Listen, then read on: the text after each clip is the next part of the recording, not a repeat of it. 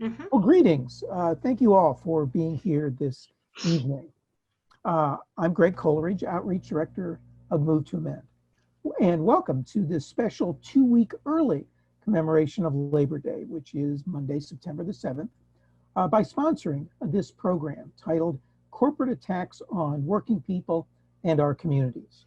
We are delighted this evening to have two powerful and insightful labor leaders with us to share their reflections on the challenges and opportunities of labor in this incredible and unprecedented time. Before we begin, however, a few logistical announcements.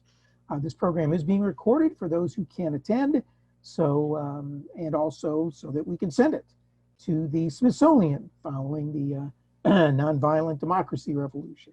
But a bit more, feel free during the program to share your questions or comments in the chat. You may notice at the bottom of your screen there's a number of little icons, one of which is sort of a little chat one, a little bubble, if you will. Just click on that, and it'll take you to a space where, bottom right, you can put in your question or comment that we will wait until both speakers are completed before taking those. If, however, you wish to speak and be recognized, you can do that as well. To do that, then go again to the very bottom, click on the little icon of the participants. You click on that, you'll see over to the right a little hand icon, and I will acknowledge you. So those are a few little announcements before we begin. Also, a brief word, if we could, about Move to Amend, which some of you may already know, is a coalition of hundreds of organizations and hundreds of thousands, nearly 500,000, in fact, of individuals committed to social and economic justice, ending corporate rule, and building a vibrant democracy that is genuinely accountable to people, not corporate interests. We have two overall goals that we have had since our start about 10 years ago. The first is to pass the We the People Amendment, that's HJR 48, to make clear that artificial entities do not have constitutional rights, only people are people, if you will, and that political money spent in elections is not First Amendment protected free speech. But the second goal, just as important, is to provoke discussion and organizing around how to make real the promise of democracy through constitutional renewal. We believe that the We the People Amendment is just a piece of constitutional change or reform or transforming that needs to take place. Our principles, again, from the start, are fivefold. We're very committed to anti-oppression and solidarity organizing, very much committed to working with people on the front lines, those who have been historically from day one in this country oppressed on issues of race, gender, sexual orientation, religion, nationality, and the like. A coalition and movement building is the second principle. Uh, this program, in effect, is a part of that in trying to align ourselves in working with others for common purpose, because we know to build a powerful democracy movement, we need allies. And that's what coalition is all about, and movement building. Grassroots organizing, a third principle, so important to work and support people on the ground who are closest to people in neighborhoods, in communities where they live, and to work with them to widen and deepen their understanding and connect with groups like ours and others. Dedication to political education is a fourth principle.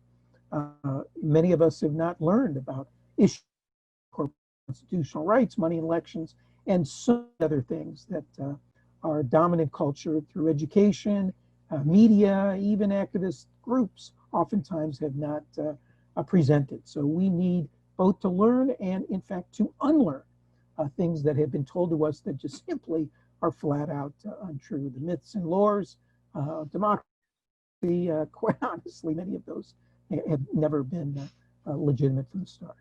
And lastly, political and economic independence, which go together, inextricably connected.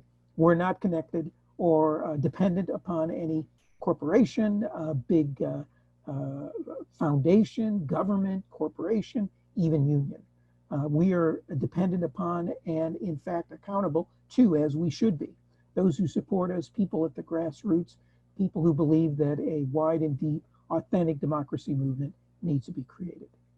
So, the history of successful movements as we get into this program in this country has almost always involved the involvement of certain constituencies, young people, people of faith and ethical convictions, as well as working people and those connected to working people's organizations, labor unions.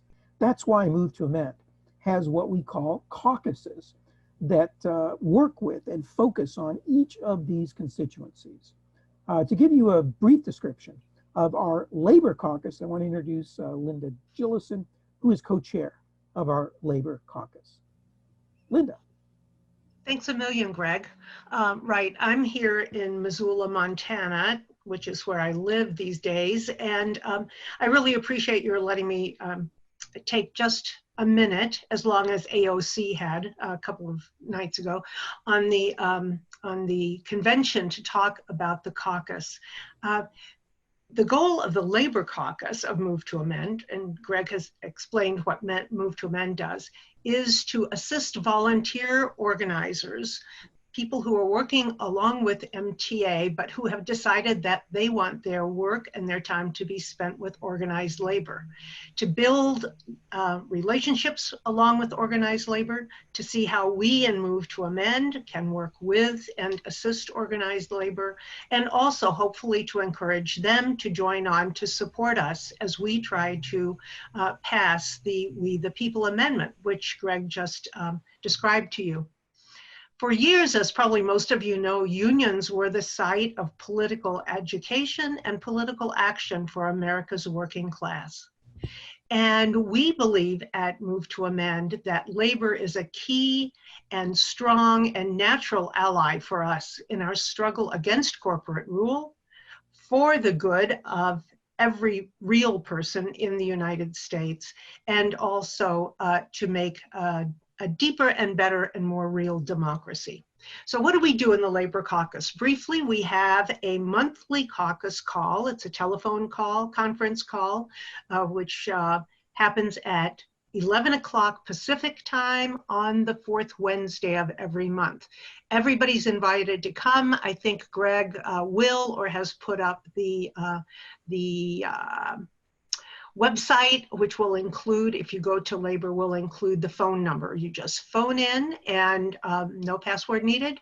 And we spend a lot of time just talking about insights we have into problems that we have with and experiences that we've had working with organized labor.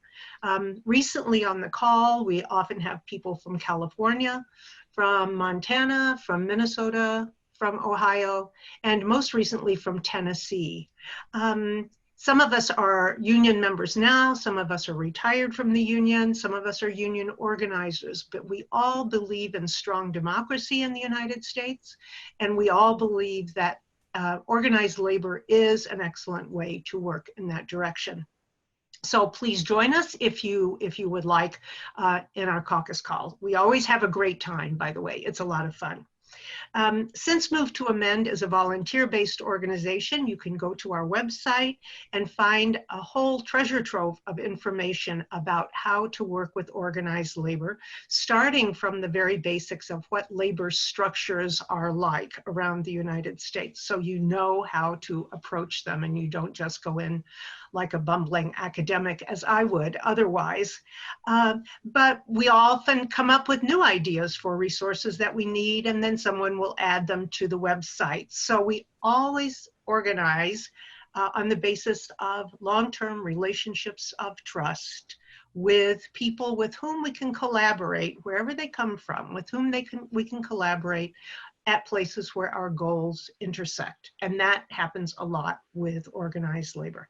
Just one last thing, if you'd like, you may go to the website again and check for a webinar which was made last fall by Greg, our colleague from out in East Bay, Lawrence Abbott, and me. And it's a it's a website, it's a webinar called Engaging Organized Labor and Labor Unions.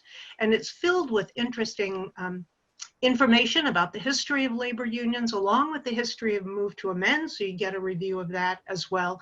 And then some really practical information from folks who are really doing labor organizing right now. So we think of labor as a great ally for us and ourselves as an ally for organized labor. And we hope you'll join us in our work with Move to Amend and with organized labor as we try to get rid of corporate rule in every aspect of our lives, and particularly to form a new, more rich and more real democracy here in the United States. So enough of an introduction. We look forward to visiting with you and working with you in the future. So Greg? Great, many thanks, Linda. And Sure. I have put into the chat the link for the Labor Caucus website. It's a site of the Move to Amend overall site. So check that out and do visit it. And there you will see many different resources there for the reading and pondering. Okay, so the power elite in this country, or dominant culture, wants to make us believe that labor doesn't really have all that much power and potency. Yet it's curious, isn't it, that at the very same time, the same forces, corporate entities and super duper rich and the like, are doing everything they can legally and constitutionally to reduce the power and rights of working people and labor unions. I find that quite curious, and I would suspect maybe you do too. My suspicion is that the power elite isn't all that being honest. I know that may be shocking, but that may in this case be true. Despite organized labor being in many respects less powerful today than in the past, it nevertheless remains a potent force. And in many respects, it's more diverse than it's ever been. It's not just industrial unions now. Labor is reaching out to working with people on the front lines who are very diverse racially and income-wise and gender-wise, and working in service sectors, and not just sort of producing cars and trucks and missiles and tanks and all. And labor is also more willing than ever to work in coalition with non-labor groups. And that's why we believe at Move to Amend it's so important to be one of those kinds of groups that labor is looking at and trying to work with. And so with all that in mind, we want now to hear from and engage with our presenters. And again, very appreciative to have both of them with us tonight. Afifa Khaliq, who is the program director of SEIU in Florida, is the first speaker, and she will be followed by Milko, who is at both the local and regional level, very involved with Workers United. Both have extensive bios. Rather than going through them, I have posted them in the chat, so you can read them if you weren't already familiar with them already. So there they are. They'll both each, I should say, go for about 10 to 15 minutes. Then we'll open it up for questions, discussion, and the rest. So with that, Afifa, please start us off.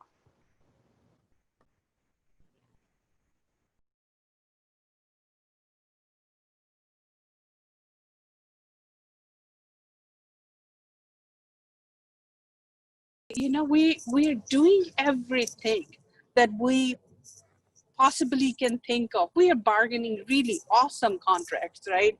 And they're like some of the best contracts in city governments, right? We're negotiating better wages for them too. Even at the time of economic crunch in 2008, 2009, 11, 12, we were still negotiating really good contracts and protecting the jobs of the workers. But the state of the worker is not changing. The everyday life of the worker is not changing, right?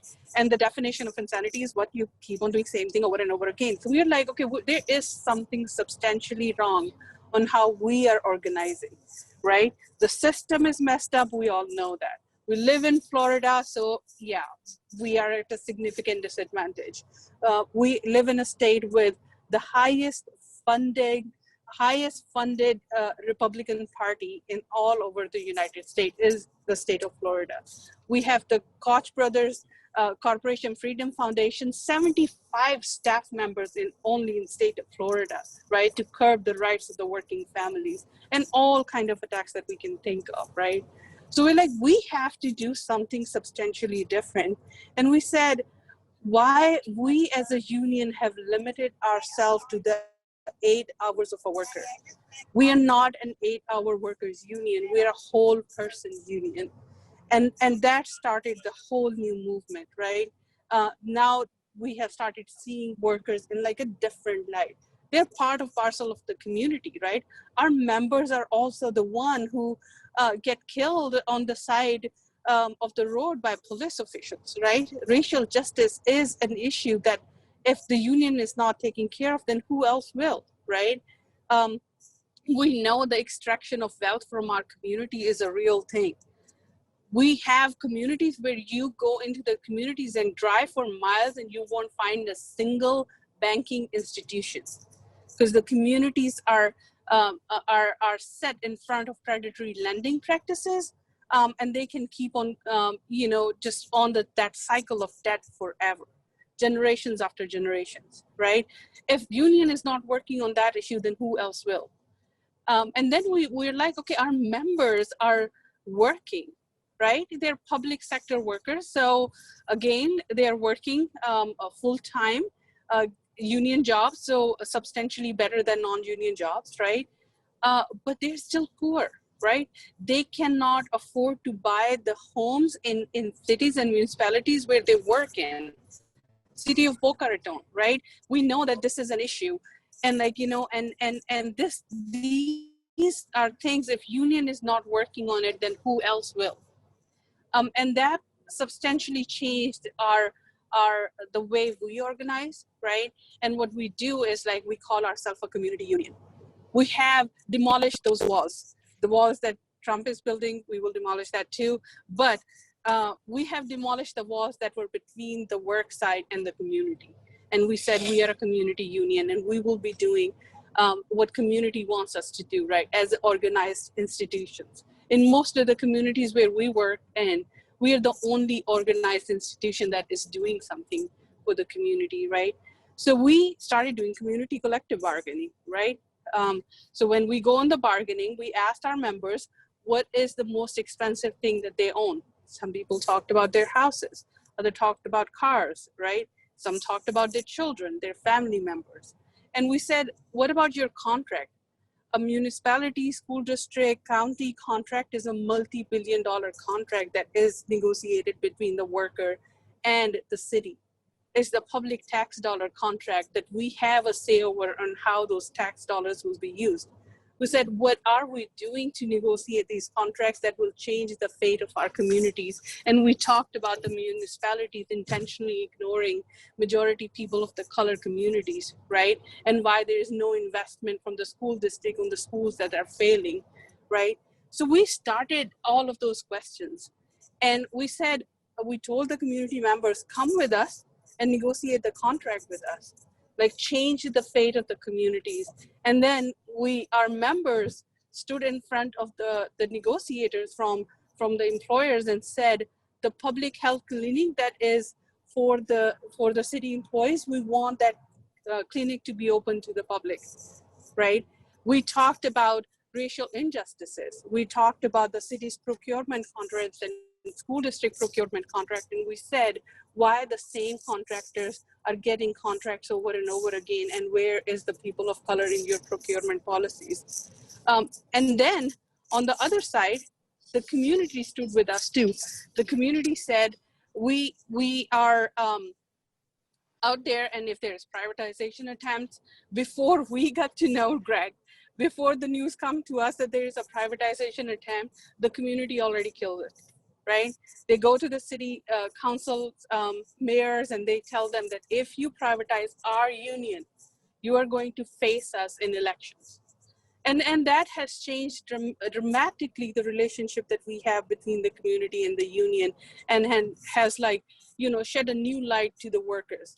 And then we said, okay, let's redefine the work too and workers. We know the gig economy, the new economy that everyone was talking about, and how it's abusing the workers, like the Ubers of the world and Lyfts of the world, that who have redefined what the work look like, right? And the responsibility of corporation towards their workers. So we said, who is going to organize those workers, right? And we have to identify new forms of worker organizing too, like the cooperative, where workers have the ownership, where on one side, right, workers to be the owner of their own resources too. Why is capital renting labor all the time? Why can't labor rent the capital and do the service, right? We want to get out of those chains and start like a new paradigm, a paradigm where community and workers are empowered and in control. We want the extraction of wealth to stop.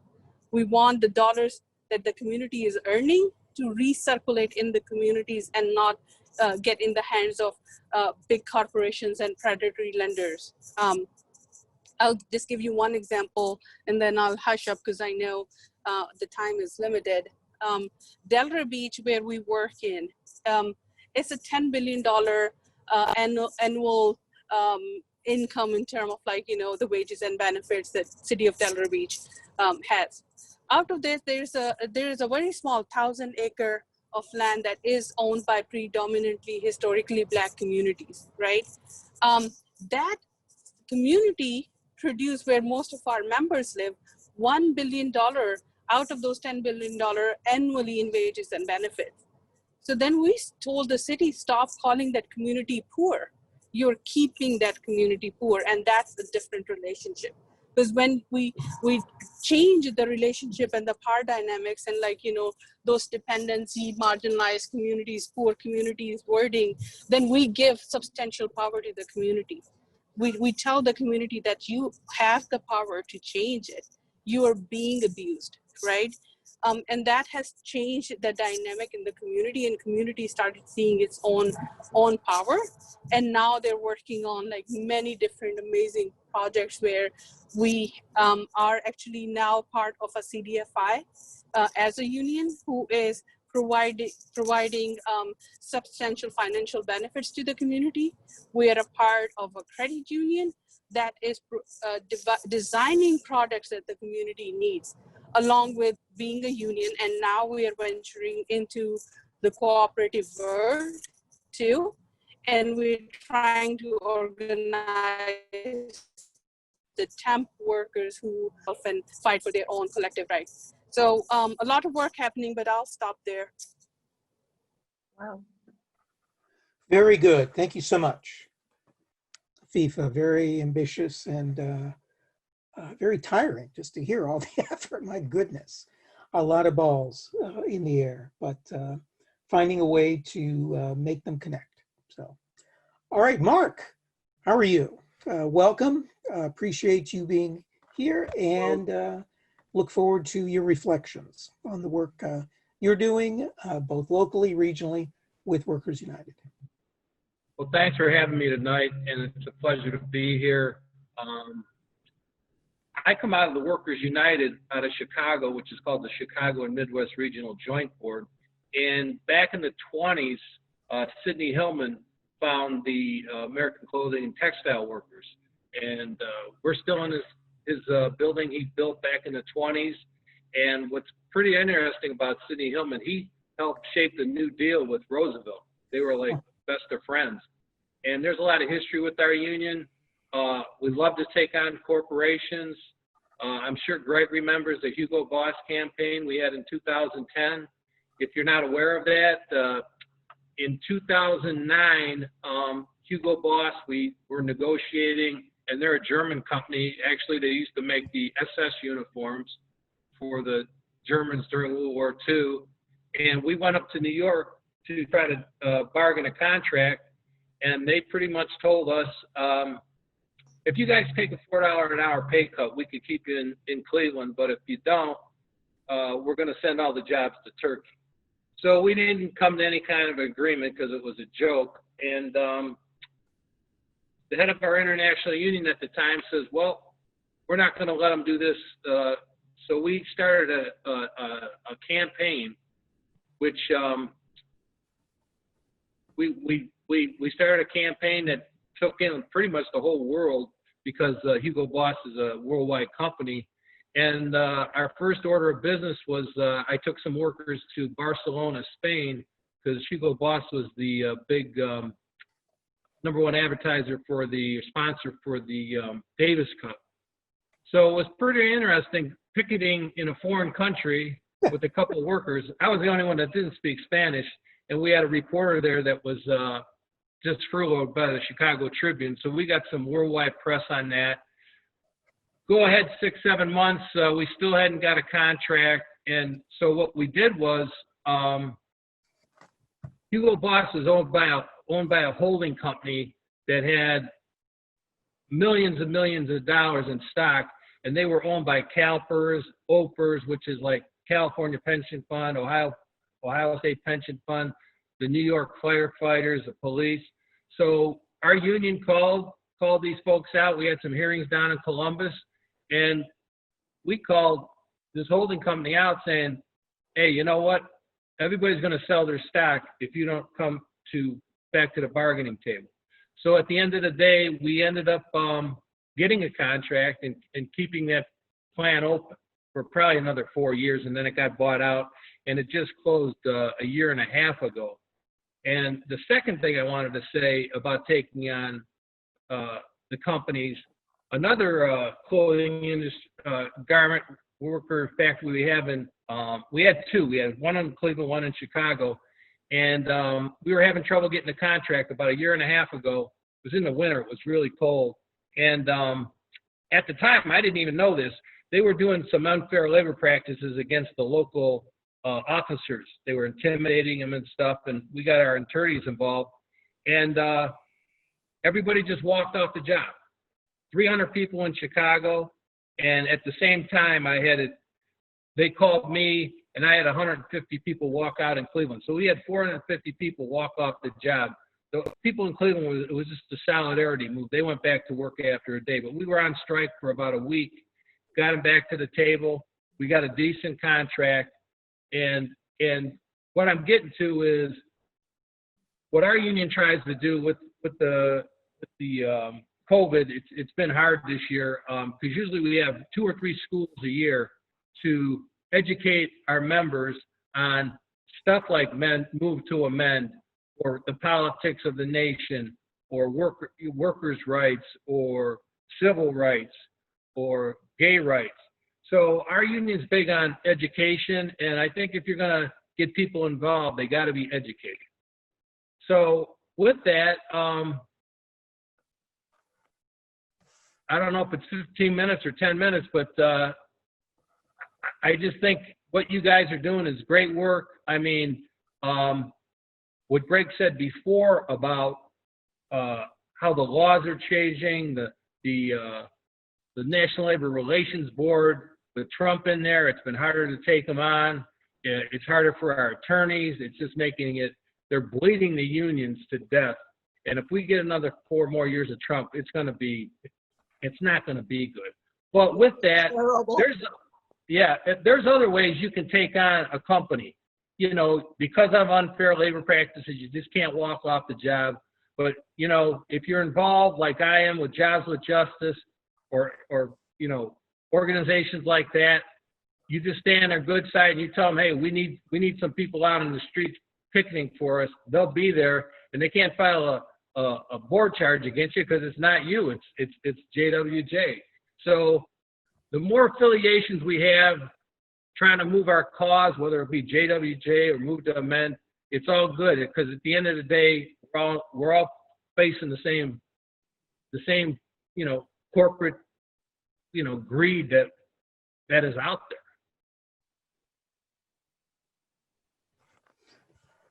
Indeed.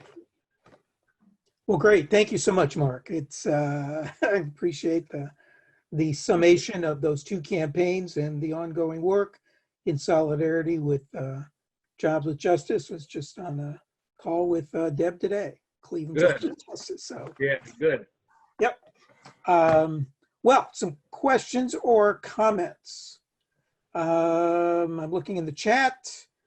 We'll just go back and appreciation for the creativity. Corporations threatening workers, third world labor. Do either of you want to just make mention of how the movement of capital from, well, what used to be the Northeast and the North to first the South, then to say Mexico, now overseas to Asia and in other countries, have been used by organized capital as a hammer to threaten and do what they call harmonize wages and benefits downward. How has that threat been manifested, made real, and been effective, and what's ways to counter that?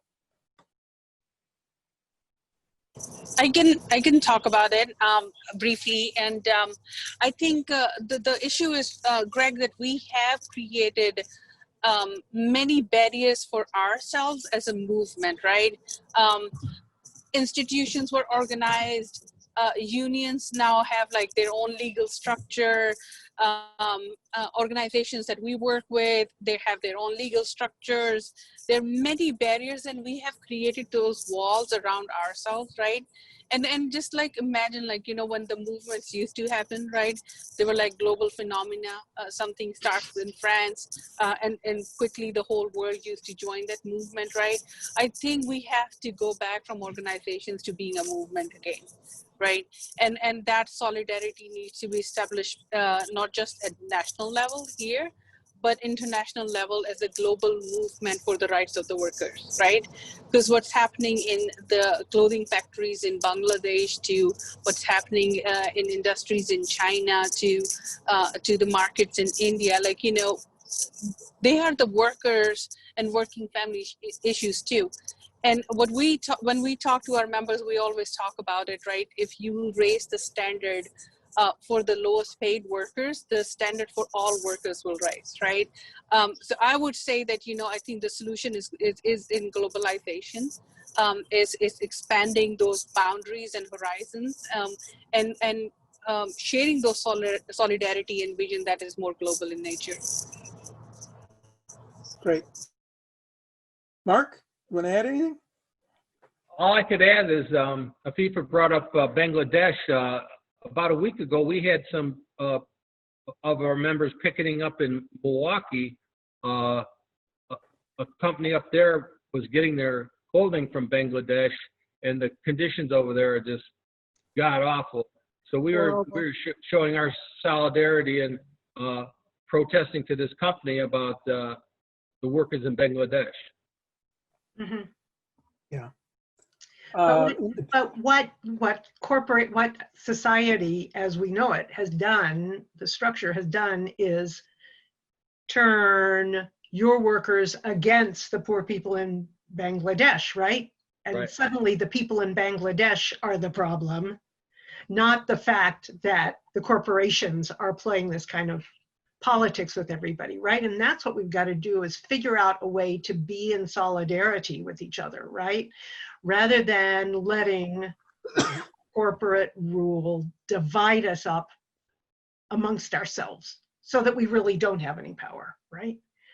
Correct. And then, like, you know, also corporations have like absolute power now. Like, look at Jeff Bezos, and the amount of money that they have is like, you know, and compare that to the resources that on the movement side we have. And like, even movement rely on the money from those, you know, the philanthropy money is also coming from there, right? Right. So it's kind of like, you know, I think ultimately what we have to realize is that we have to take ownership and reclaim the capital back, right? We have to take the power of the corporations away from them by creating institutions that are owned by the communities, and they're localized institutions where we have more accountability of these institutions. If you, I always remember I had a boss who used to say, when my organization will become too big that I won't know the name of all of my employees, I'm too big to manage, right? So we have to create those smaller institutions that are more accountable, right? And that absolute power is like, you know, that should not be in the hand of Right. I see Mary Catherine has made a comment which has to do with what you said earlier on, Afifa, about colleges and universities, which we think of as being somehow different from corporations or whatever, exploiting their workers. Mary Catherine, you're exactly right. I mean, the adjunct faculty is shamefully exploited, right? All that education. Yeah, all the education, and they make $1,000 for teaching a credit or less, and they have to go from school to school to school to be able to. It's a travesty. It's a travesty. Yeah. We had a question about the NLRB. Is there a quorum yet? That's a good question. I don't even know. Like any one person. Yeah, we have like so many issues, Greg. We're not even paying attention. But yeah, but I think like, you know, it's just NLRB. I think. Sorry. Go ahead. So what I was saying is like that, you know, we have to have a national level movement about the rights of the workers again. Like, you know, when was the last time that we have achieved anything progressive on the progressive side, right? People say like, you know, oh, X law was like a progressive law. And I was like, well, actually that was the right taken away from us and we got it back. So it's not really progressive. Progression is always to the future and making stuff better, not reclaiming what you had once, right? So I think we have to ultimately move towards this kind of a national law. It's like, you know, more and more politicians are realizing that they cannot, like, both on a Democratic side, which claims to be slightly liberal but not, but, you know, and also on the Republican side, like, you know, that, you know, they ultimately have to rely on the workers. Right. Exactly. Got a question from Sue. Would Mark please spell out the process that closed the garment factory that they had saved for 4 years? Say it again. Why did Hugo Boss close? What's the process that closed the garment factory that In Cleveland? for 4 years? All right. So what happened was after we got the contract in 2010, in 13, it got sold to the people that own Hart Chapter and Marks out of Chicago. And they were open till actually last winter they closed. And the reason why they closed was, part of the reason why they closed was because of the tariffs that with China, because some of our material was coming from China, and that little tariff, you know, making a suit, there's not a lot of profit. So they ended up shipping all that work to Des Plaines, Illinois, which is still open. But sadly to say, that was my favorite place I've ever worked. We had 22 nationalities. It was like losing a family member when that place closed. I mean, I still, on a bad day, if I was having a bad day at work, and being a union rep, you have a lot of rough days, I would just go to that shop. I could walk around, and it was like, it was wonderful. It was like probably the best experience I've had in the movement, just being with all those folks. And, you know, when we did have the campaign, Danny Glover, I had to pick Danny Glover up at the airport, and he came over to the shop. He went down and seen Harriet, made a presentation down at the Fed, and then we went out to the job site. He spent all day there, and I swear to God, he sat down and spoke with every worker. And at the time, management was actually on our side because they were going to lose their jobs too. So management let us do anything we want. And I had people coming in from Minnesota to help out, and they said, I never seen a place like this where management's on your side, because they were American and they wanted to keep their job too. Huh. Wow. Let's see. Number of kudos from several people. One other comment from Sue asking about the Chamber of Commerce, and are they doing anything overseas, not domestically, but overseas, to interfere in labor conditions that we know of? Not that I'm aware of. Oh. Yeah, not really. And Oops, kind of breaking up. We're breaking you up. think Yeah. about like, most of their funding is are okay to send the money overseas. Is it better now? Yes. Yes. Yeah, no, I was just echoing what Mark said. Not really, and like most of their bigger money comes from like the businesses that are bigger and can afford to take the money outside, right? It's not the small businesses that they mostly get their funding from. So yeah, no advocacy work that they are doing. Yeah, there's plenty of other actors around that are doing mischief in promoting corporate rule internationally.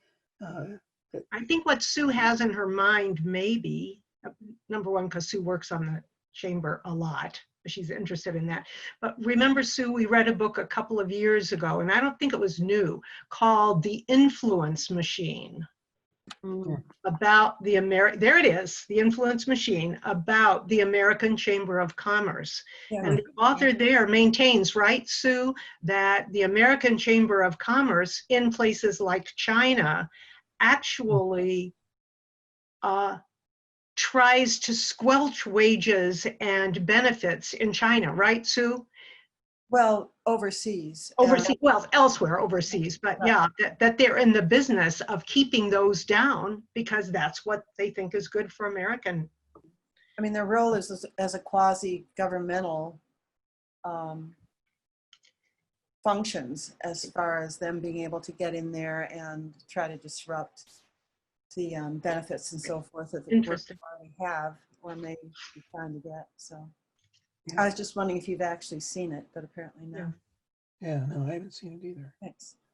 I'd like to add that it's not just American workers that get threatened with taking jobs, having jobs being shipped overseas, but workers in other countries also face the same problem. The Chinese people, if they can find cheaper labor in Bangladesh or Pakistan or Vietnam, South Vietnam or wherever, they get threatened. So the corporations are basically an economic terrorist group threatening people all over the world, and we are, instead of all boats being lifted, we're competing with third world slave labor, and the lowest of the third world slave labor. Yeah, and Yeah, pitted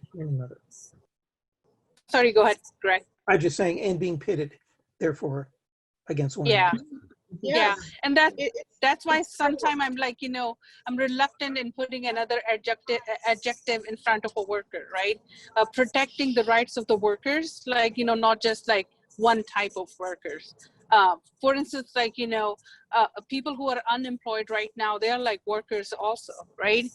So we need to protect the right of these workers too. So that's why I'm like always very reluctant, when we say like protect only American workers, or like, I think we will be losing power if we divide the workers into those segmentations. I have a question for the speakers. Like, what has been your guys' experience with intimidation from corporations, and how have you guys like fought that? We destroy them into pieces. And enjoy that. And many times, and always successfully. Just yesterday, I was talking to Greg about like, this too. We had an election where Walmart funded the Blue Dog Democrats were defeated, right? So it happens all the time, intimidation. They come into our industries and talk about like, privatization and outsourcing and all of that kind of stuff. And it's nothing gives me more pleasure than defeating them in their own game. Nice. Yeah, I mean, not all employers are bad. I mean, I have some good relationships with some, and with COVID out there right now, I mean, I got a lot of people in the hospitality business, the ballparks and the stadiums and the Rocket Mortgage Fieldhouse, and they just been devastated. But if they want to intimidate us, we'll intimidate them, whether it's most of the time legally, let's put it that way. But I could tell you stories with some of my older reps about some things that weren't done legally, but they got their point across to management. I mean, back in the day, I come out of Thistledown Racetrack, and we used to deal with Ed DeBartolo, who was the big magnet with all the malls and stuff. And that was like 40 years ago when the labor movement was really strong, and the board was on ours. Well, at the time, the racetrack was not covered on the National Labor Relations Board, so you could do a lot more because they were under the agriculture, so they weren't covered by the board. And if they try to intimidate you, you could just walk off the job, and they couldn't do a damn thing to you. Mm-hmm. So there's a lot of like with the Afifa, she's public sector, I'm private sector. There's way you can come at the employer from different angles. Yep. I'd like to ask both of you, it seems as if as time goes on, the space to organize legally, legitimately, is becoming, it's like a box. It's just getting kind of smaller and smaller on the sides and from top to bottom, just kind of shrinking as laws are passed, as public officials are influenced by the corporate crowd and the super wealthy. That is forever and ever limiting or reducing what can legally be done to protect workers, communities, the issues we care about. Right. That's a good point. I don't know if it's gone through yet, but yeah. So let's say I'm the head of a union, and we have a good, and this is sort of like fact. Sometimes you have good relationships with companies, and let's say they're opening up another company in another state. They might say, hey, listen, we'll stay neutral. We'll let you sign cards or whatever. We won't fight you on it. Well, now with the NLRB, they're saying, what they're trying to say is that's a gift, and they can't do that. Oh. So like you said, that box is getting smaller all the time. And if the president administration gets in another 4 years, that box is going to be real small, if not gone. I can't. Don't even go there. Don't even go there. But I do, at some level, I feel some hope, because I think so many people from so many directions are getting the same basic message. And that is, this system does not work, and there's a particular reason it doesn't work. And what more and more people are trying to do is organize the folks who are most affected by this broken system to speak up for themselves, rather than to have a bunch of middle class, old ladies, retired ladies like me, talking about what the problem is for workers, or what the problem is for poor people. And Mary Catherine put on here, consider joining the Poor People's Campaign. She and I are both working with them. And their big thing is they are organizing poor people. So poor people speak for themselves. And it's something that that benefits us in Move to Amend as well. I think it's just the matter that we need to be active, but we need to make certain that the people who are affected by this broken system also have power.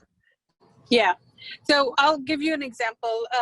In Florida, legislature passed a bill 7055, HB 7055, 2 years ago, right? And the bill basically states that if you do not have a membership over 50% in the teaching units, right? The specificity of the bill was to attack the power of the teachers union, right? But it also impacted our workers, because our workers like paraprofessionals and teachers assistant are in the non-instructional instructional units too, right? So when we saw the bill, of course, we tried to kill the bill. We're not able to do it because it's Florida. But anyways, we started talking to our members about that bill, right? We have seen the largest increase in union density that we have ever seen. We have signed up 775 new members in just a couple of months after that bill was introduced, right? And we, on the teachers union side, they except two counties, they gained 50% membership in all of the units, right? Because I think, you know, sometimes they attack the unions, but without realizing that workers actually need the union. And even if you're working in a right to state work where they sometimes consider that even if they do not pay the union dues, they will still get the benefit, but they're not willing to let go of the protections of the contracts, right? Because they have negotiated these protections, and that thought of losing the contract is like, it's not acceptable for workers, right? We are also seeing that, you know, that employers and corporations are, some employers, not all of them, as Mark said, are hiring many anti-union law firms, right? And these law firms are now being called out by all kind of workers in progressive sector. Like, you know, why would you spend a couple of $100,000 on hiring a law firm, but to curb the rights of the workers, right? So where those bills are being introduced, those threats are made. For instance, the upcoming Senate president in Florida Senate has stated once he becomes a president, the unions will Breaking Oops. Kind of breaking up. right? Can you hear me? Yep. Can you hear better. me now? Better? Yep. Okay. So hopefully Oops. You are now mute. Yeah. Yeah. No, I just finished my statement that we are going to defeat them, and hopefully this November we'll win three Yep. more seats in Senate and gain parity, and hopefully take his power away. Very good. Well, there are some people that are kind of breaking away. I wonder if this is an appropriate time. Anyone want to say anything or ask any other last questions? I would like to say I appreciate you being on this Zoom tonight, and I think we all got to get out after Labor Day and really focus on getting this idiot out of office. I've been telling people, don't vote by mail. Go down to the Board of Elections in your county and vote early, or drop it off in the box at the Board of Elections. And I know one thing: we'll be making a lot of calls and doing a lot of lit drops for our members over the next couple months. And we got to win. That's all I could say. Yeah. Well, as we don't take a position electorally, but certainly the issues we work on are pretty clear in terms of feeling that we don't have anything remotely resembling an authentic democracy. And it's been that way actually a very long time.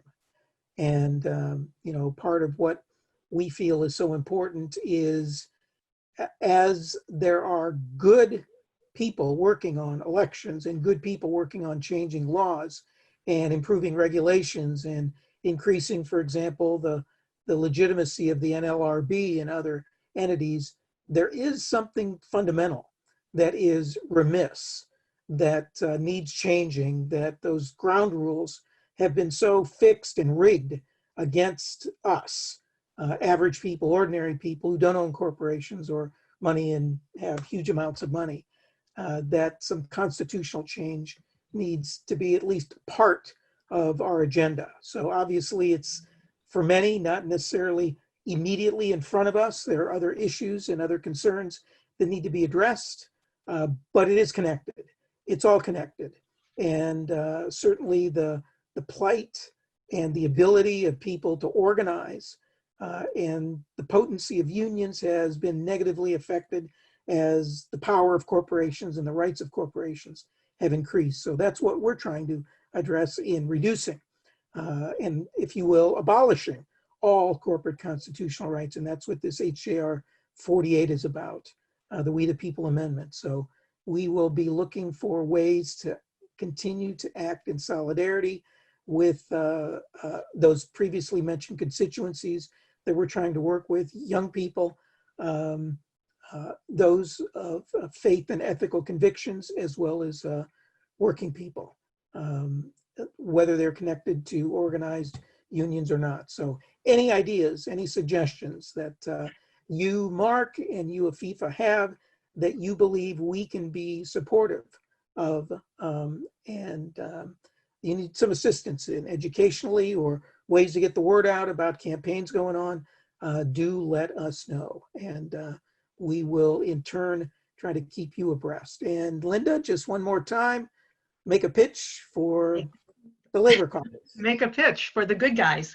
Right, so we're really excited that all of you are here. And I just wanted to say on behalf of Greg and the rest of the caucus and Move to Amend, if you've heard something here that interests you or agitates you a bit and you want to get involved with the Labor Caucus, it doesn't take a whole lot of your time, but it's a good way to keep in touch with what's going on in the labor field and our particular issues, or if you want to get involved with Move to Amend on this struggle that we're all constantly waging against corporate power and on behalf of a fuller democracy in the in the United States, then maybe you could just put in the chat your name and your contact information and direct it to Greg alone if you don't want us all to see your contact information, and we'll be in touch with you.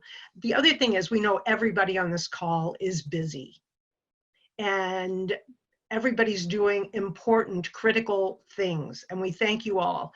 We have Moved to Amend, always run into people who have their own issues, and that's where they're putting all of their time and energy. And one of the things I heard from Greg a few years ago is that really the business of corporate rule is not an issue. It's really about the rules of the game. And if you're working on housing, or if you're working on minimum wage, or if you're working on healthcare, those are all important issues, but until we change the rules of the game, we're not going to make lasting progress on any of those problems that we're working on. So we'd love to work with you. Thank you for both of the speakers. We'd love to work with you if we can help out with the unions, and to have you sort of join in with us, as it sounds as though you already are, in the campaign. And our specific campaign is for HJR, what's now HJR 48, to change the Constitution to declare that there are no corporate human rights under the Constitution, and that money is not protected speech. So Move to Amend is a great volunteer place to work, and if you want to get involved with us in this struggle against corporate rule and for fuller and healthier democracy in the United States, just keep in touch with us. Go on the website and see what kind of information is there, and leave us your contact information, leave Greg, and we can be in touch with you. So thanks everybody for your time and your evening, and go and do the good work. And we will be sending out the follow-up to everyone who was on this call with some information. And there was a glitch in this recording, so it didn't start right at the beginning, but we'll make some adjustments to make it work and send a link to that out as well. So thank you all very much. Thanks. Thank you. Thanks. Thank you. The struggle continues. The struggle continues. Take care. We shall overcome. Exactly.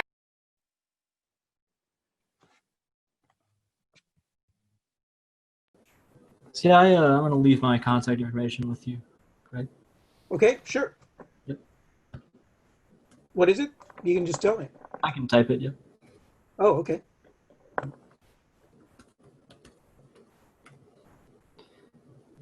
You're in Columbus, right? I'm in Cleveland. Yep. That's cool. Yeah, I signed up for Move to Amend's email thing a little while ago, but yeah. Oh, great. Yeah, I've always liked the idea of having a constitutional amendment to get money out of politics. All right. All right, there you go. Thank you. Great. Bye. Hey, thanks much. Take care. You too.